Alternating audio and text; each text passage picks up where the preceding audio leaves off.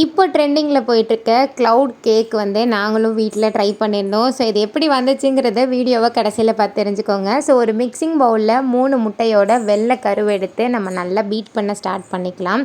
அது நல்லா நுரைச்சி நல்லா க்ரீமியாக வந்தோடனே அதில் வந்து 3 டீஸ்பூன் ஜீனி சேர்த்துக்கலாம்.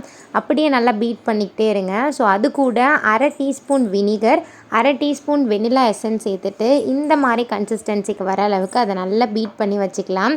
ஸோ இப்போ ஒரு பேக்கிங் பேனில் பட்டர் பேப்பர் போட்டுட்டு அதை அப்படியே மேலே நம்ம அப்படியே க்ளவுடு மாதிரி அடுக்கிட்டு அதை நல்லா ரவுண்டு பண்ணிவிட்டு ஸோ மேலே டாப்பிங்ஸுக்கு நம்மக்கிட்ட ஏதாவது நட்ஸ் இருந்தால் ஆட் பண்ணிக்கலாம். சும்மா ஒரு அழகுக்காக 150 டிகிரிக்கு 10 நிமிஷம் ப்ரீஹீட் பண்ண அவனில் அதே 150 டிகிரிக்கு 20 நிமிஷம் நம்ம இதை பேக் பண்ணி எடுக்க போகிறோம். ஸோ பேக் ஆகும்போது பார்த்திங்கன்னா நல்லா க்ளவுடியாக நல்லா தான் இருந்தது பார்க்குறதுக்கு. ஆனால் பேக் ஆகி வெளில எடுத்து வச்சோன்னே பார்த்திங்கன்னா கொஞ்சம் நேரத்தில் அது அப்படியே அமுங்கி போயிடுச்சு. ஆனால் டேஸ்ட் வந்து கொஞ்சம் ஓகேவாக தான் இருந்துச்சு.